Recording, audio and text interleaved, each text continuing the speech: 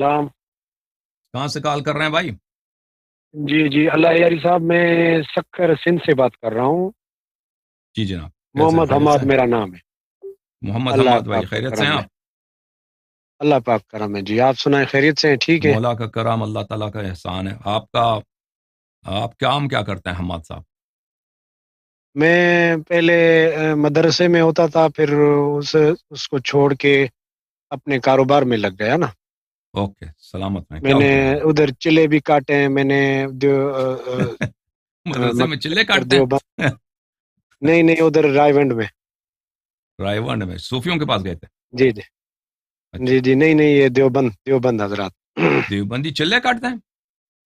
جی جی، ادھر چلے اچھا بھی ہوتے ہیں ہمارے ادھر.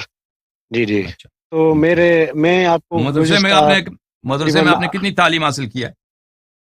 بس تھوڑی بہت مدرسے میں تعلیم حاصل کی، علماء کی بہت خدمت کی.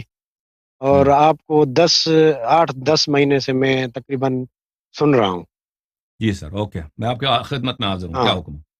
ہاں ہاں، میں 8-10 مہینے سے آپ کو سن رہا ہوں. پہلے تو آپ کو برداشت کر رہا تھا، جب پہلے ہوں، پہلے سن رہا تھا آپ کو. ہوں، اس کے بعد جب آپ کا یہ سوال تھا کہ نبی پاک صلی اللہ علیہ وسلم نے امت کو ایسے نہیں چھوڑا ہے. ہوں، صحیح ہے. تو ہوں، اس سوال نے مجھے بہت بے قرار کر دیا، کیونکہ ہوں، میرے ایک دوست ہیں، وہ بھی دیوبندی میرے دوست ہیں. وہ بھی میرے دوست ہیں. ان کی ایک شاپ ہے سبزی کی. جی سر، صحیح ہے. ہاں، اوکے. سبزی کی. تو وہ جب بھی میں اس کے ساتھ کہیں جاتا ہوں یا وہ میرے ساتھ چلتے ہیں، تو وہ پہلے اسی سبزی کے دکان پہ کسی کو بٹھاتے ہیں، اور بٹھاتے بھی اسی بندے کو ہیں جس کو سبزی کے ریٹ کا پتہ ہوتا ہے، مولی ہوں، کا، گاجر کا. پھر چلتے صحیح. ویسے جب اگر ان کو بندہ نہیں ملتا ہے تو وہ چلتے بھی نہیں ہیں. ہوں، صحیح ہے. صحیح. تو بٹھاتے بھی اس کو ہیں. تو آپ کی جو باتیں میں نے سنی، تو میری اسی باتوں نے نیند حرام کر دی نا، کہ نبی ماشاء اللہ. پاک صلی اللہ علیہ وسلم نے ایسے امت کو نہیں چھوڑا ہے. جب میرا دوست سبزی والے دکان کو ایسے نہیں چھوڑ رہا ہے، تو نبی پاک نے واقعا ایسے کیسے چھوڑا ہوگا؟ زندہ باد. صحیح بات ہے. تو یہ بالکل. باتیں، ان باتوں کے بعد میں نے آپ کو ریگولر سننا شروع کر دیا. ماشاء تو میں نے اپنے علماء سے رابطے کیے، تو انہوں نے مجھے صرف یہی جواب دیا کہ شیعہ کے ساتھ پہلے سے یہی ان کا موقف ہوتا تھا کہ شیعہ کے ساتھ بات کرنا بھی حرام ہے، ان کو سننا بھی حرام ہے، اور ان کے ساتھ کھانا پینا، اٹھنا بیٹھنا بھی حرام ہے. اللہ. صحیح ہے. صحیح ہے. تو ابھی آپ کو میں 10 مہینے سے سن رہا ہوں، اور ہر لائیو آپ کی جو ہے نا سیشن میں 1 منٹ بھی مس نہیں کر رہا ہوں. صحیح. جی. میں آپ کو ایک تو حدیث دکھاؤں؟ آپ میں جی آپ جی کو ایک حدیث جی دکھاتا ہوں، پھر آپ نے اپنی بات جاری رکھیں. یہ کتاب جی ہے جی البخاری، صحیح البخاری. عزیزوں ملاحظہ فرمائیے، صحیح البخاری، چاپ دار احیاء تراث العربی،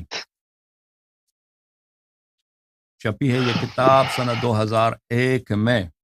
یہاں پر ملاحظہ فرمائیے، کتاب المغازی، کتاب المغازی، یہ باب غزوۃ مؤتہ، غزوہ مؤتہ کا جو ارض شام میں، جو شام کی زمین پر ہے، مؤتہ کا سرزمین. حدیث 4261. امر رسول اللہ صلی اللہ علیہ وآلہ وسلم فی غزوۃ مؤتہ زید بن حارثہ. رسول پاک صلی اللہ علیہ وآلہ وسلم نے غزوہ مؤتہ میں امیر بنایا اور سرکردہ بنایا، یعنی کمانڈر بنایا لشکر کا. کس کو؟ زید بن حارثہ کو. فقال رسول اللہ صلی اللہ علیہ وآلہ، رسول اللہ صلی اللہ علیہ وآلہ وسلم نے فرمایا، ان قتل زید فجعفر، فرمایا کہ اگر زید قتل ہو جائیں تو جعفر تیار علیہ السلام آپ کا امیر ہے. وَإِن قُتِلَ جَعْفَرٌ فَعَبْدُ اللَّهِ ابْنُ رَوَاحَةَ، اور اگر جعفر تیار علیہ السلام بھی شہید ہو جائیں تو آپ کا کمانڈر کون ہے؟ عبداللہ ابن رواحہ. اچھا. قال عبداللہ كنت فيهم في تلك الغزوة، عبداللہ ابن عمر کہتے ہیں میں اس جنگ میں تھا. فالتمسنا جعفر ابن ابی طالب فوجدناه في القتلى، ہم نے جعفر ابن ابی طالب علیہ السلام کو ڈھونڈا تو وہ شہید ہو چکے تھے. ووجدنا ما في جسدی 90 من طعنة ورمية، ہم نے دیکھا ان کے جسد مبارک پر، ہاں، امیر المؤمنین علیہ السلام کا بھائی ہے، ہاں، بڑا بھائی. تو جی بنی ہاشم کا غیرت ہے ان میں. تو ان کے جسد گرامی میں ہم نے دیکھا کہ 90 سے زیادہ زخم تھے. طعنة، تلوار کے زخم، ورمیتن، اور تیر لگے تھے. سلام اللہ علیہ، اور میں شیعہ بھائیوں سے استدعا کرتا ہوں کہ جو لوگ زیارتوں پہ جاتے ہیں حتماً حضرت جعفر طیار علیہ السلام جو اردن میں مدفون ہیں ان کی زیارت حتماً کریں. یہ امیر المؤمنین علیہ السلام کا حق ہے، جعفر طیار کا حق ہے، اور وہ اہل بیت طاہرین علیہم الصلاۃ والسلام کے انہی خاندان میں سے ہیں، بنی ہاشم میں سے ہیں، اور اقارب رسول صلی اللہ علیہ وآلہ وسلم میں سے ہیں. ان کی زیارت کرتے ہوئے بالکل آپ کو وہاں پہ جو رنگ ابو محسوس ہوگا وہی جو نجف اشرف میں ہوتا ہے، اس میں سے کچھ ہلکا وہاں پہ وہی معنویت آپ کو ملے گا.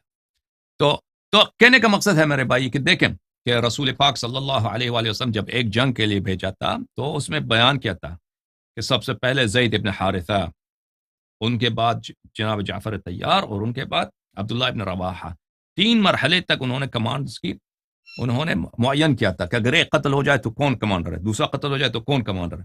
اب جب رسول پاک صلی اللہ علیہ وآلہ وسلم دنیا سے ہمیشہ کے لیے جا رہے ہیں، تو اب جیسے آپ نے کہا کہ سبزی والا جو ہے وہ اپنے سبزی کی ریڑھی جو ہوتی ہے نا اس کو بھی ویسے ہی نہیں چھوڑ کے جاتا، کسی کو وہاں پہ لگا دیتا ہے جس کو سبزی کے نرخ کا، سبزی کے ریٹ کا پتہ ہو. تو بالکل بات جی آپ کی صحیح ہے. بسم اللہ کریں.